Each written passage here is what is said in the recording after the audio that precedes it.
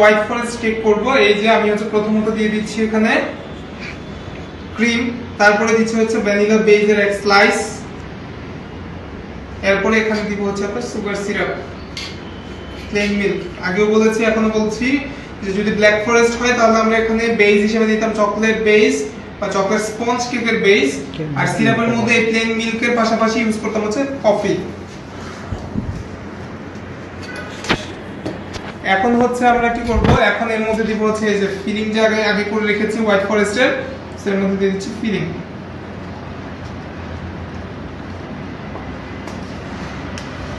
Feeling দেওয়ার পরে এখন হচ্ছে আমরা এটাকে স্প্রেড করে দিব। স্প্রেড করে দিয়ে এর মধ্যে এখন আমরা কি করব, আমার কিন্তু প্রত্যেকটা ফিলিং এর মধ্যে আমি কি করেছি, গ্রেট করা চকলেট ইউজ করে ফেলেছি। তার মানে কি আমার লেয়ার বাই লেয়ারে আর কোনো চকলেট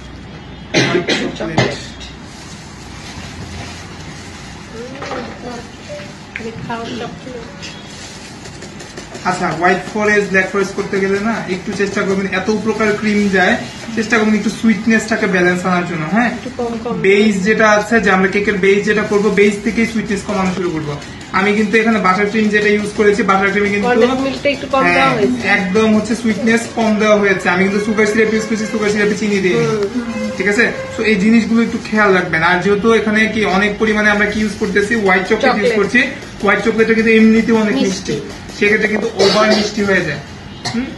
তো যদি আমরা ফরেস্ট কেকের জন্য কেক করব, সেই ক্ষেত্রে আমরা ফার্স্টে থেকে কেকের বেস থেকে সুইটনেস কমানো শুরু করব। নাহলে সব জায়গায় যদি প্রপার মিষ্টি দেন, লাস্টে পরে খেতে পারবেন না।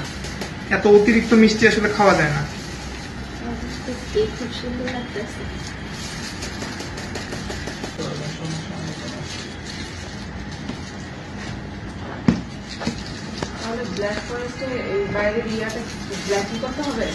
হ্যাঁ, ডার্ক চকলেট দিলে তো অলওয়েজ ব্ল্যাক এমনি হয়ে যাবে। আমি 1 ml নিয়েছি।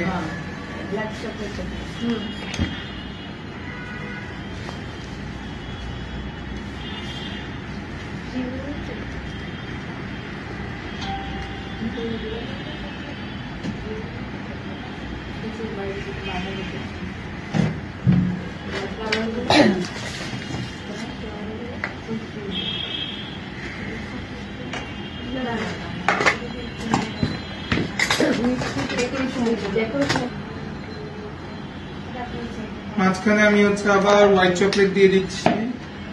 হোয়াইট চকলেট দিয়ে আমরা কি করতেছি, এটা ফিল আপ করে দিই। প্রত্যেকটা ইয়ার উপরে চেরি দিয়ে দিতে পারেন, ঠিক আছে, চেরি অন টপ।